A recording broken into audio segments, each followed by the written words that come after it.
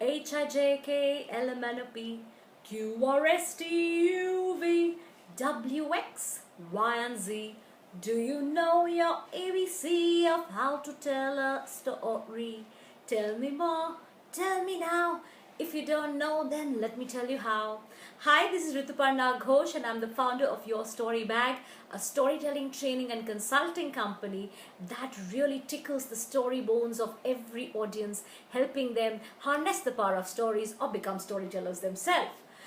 You're watching ABC of Storytelling, our weekly video blog where we share tips, tricks, techniques, and secrets that I pull out from my story bag and help you tell better stories. This video series is meant for anyone who's working with children. So we have parents, teachers, grandparents, and aspiring storytellers and experienced ones too watching this series. This was just a little recap for all of you who haven't watched the series and perhaps will be catching on only this one. So this is what we've been doing for the last few weeks. We've been sharing a letter from the alphabet every week on a Sunday, and this week we are on the letter Q, and we have Q for questions or Q for questioning. In this series, we've spoken about questions, we've spoken about asking, we've spoken about assessing knowledge, and therefore we've revolved around the idea of questions and questioning a lot of times. What do questions really mean and how do they really help in the storytelling process? And why should parents, educators, and storytellers understand how to use questions while telling stories to children is what this particular video is all about. So let's begin with parents. As a parent, I'm sure you're asking a lot of questions to your child already. Like, आज tiffin खाया, आज homework में क्या है, आज school में क्या किया, आज ट्यूशन में क्या पढ़ाई की. So I'm sure there are lots of these questions that you are already asking children. When we're telling stories, we look at generating conversations around stories and the actions in a story. So therefore, the number of questions increase. They help you really bond with your child a little more than what you usually perhaps will be doing. I'm not saying you're not doing anything. I'm also saying that this is a sort of a question answer session or sort of conversations around stories helps you build a story bridge with your child where you can have great conversations with your child. So let me give you a little example. When I was telling the story of the hare and the tortoise to my son, we were speaking about how it's the slow and steady wins the race. I'm sure we've all heard the story and we've told it several times. So the slow and steady wins the race is a thought that came up, and my son thought about it and he said, oh yes, that's why I eat slowly. But you know, as a parent, I'm always telling him when he's eating and he's at the dinner table that, come on, hurry up, finish your breakfast on time, we need to get to school, or finish your lunch on time, there's something else to do, or finish your dinner on time, it's bedtime for you. So I'm always trying to hurry him up because I know he's a slow eater and it takes forever to finish a little small meal.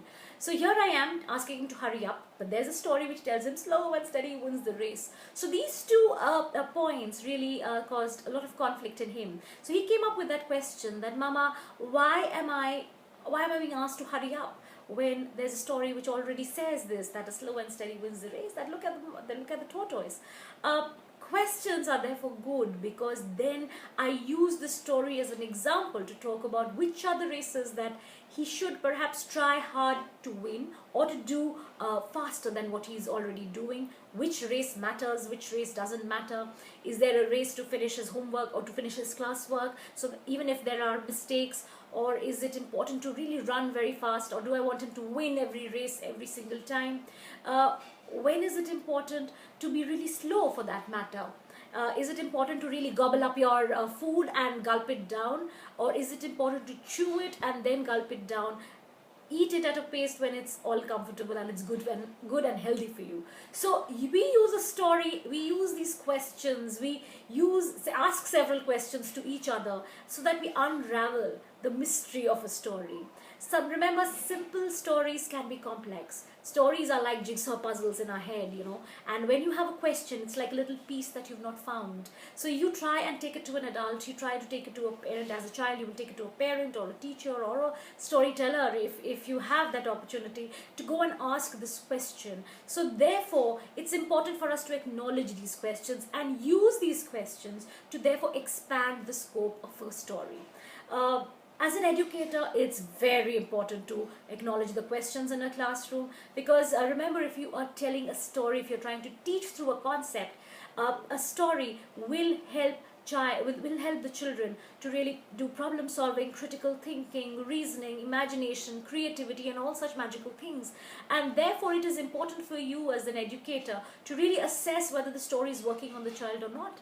Remember, a child with questions is a very good thing. A child who does not ask questions is really not thinking. So therefore the child is perhaps receiving information and is just used to memorizing it, or rather not using his mental faculties to its potential. So therefore questions are very good.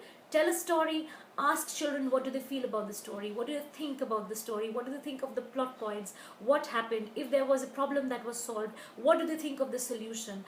Prod them, pinch them, poke them to think and ask questions. You ask questions and they will ask questions back to you. At the same time, it is also important to give an open, non-judgmental platform where questions can be answered and shared with each other, and answers could be collated, or rather have children have discussions between them with a question-answer session, and that's very healthy. Again, questions may come from a child, which is very important, and this is very important. I have felt as a storyteller, when I have gone and worked with children, I think I look at stories very, I twist and turn stories to see what kind of questions will it evoke in a child's mind and heart. And but sometimes I've been completely stumped with questions which I wasn't prepared for, and that has made me think that, oh my God, I still need to work a lot more to understand how do children think. One other point that I would really like to talk about is that sometimes, and I noticed this in teachers, is when they're telling stories, they tend to ask a lot of questions right in the middle of it. So once upon a time, in a deep dark jungle, there was a little fox. Who was there in the jungle? So they have to constantly ask the children after every line a question based on the line that they have said before. I strongly recommend that they do not do that.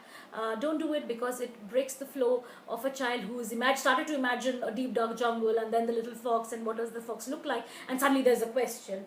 Questions are good to, of course, know whether the audience is listening to you or not. So therefore there's specific points in a story where you should be asking questions. Remember, if you're opening the gates to questions, you will be stumped with all kinds of answers or all kinds of things which are perhaps relating to the story sometimes, and they are not relating to the story. So therefore you have to bring it all together.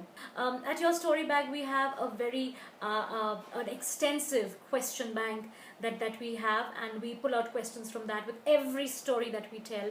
So if you want to take a sneak peek at some of the questions that we have in our question bank, write to us at contact@yourstorybag.com, and we will share a sneak peek of some of the questions that we ask before, during, and after the story. I hope this tip of questions has opened up questions in your head, and you would like to know more about how we question stories and how we use questions and questioning during a storytelling session. So write to us. The email address is contact@yourstorybag.com, and we'll share a little sneak peek into the stories and the questions that we ask. So until next week, come back for ABC of storytelling. Until then, tata, bye bye, and ta-da-da-dee-da-da-da-da. Ba-di-da-da-da-da-da. See you.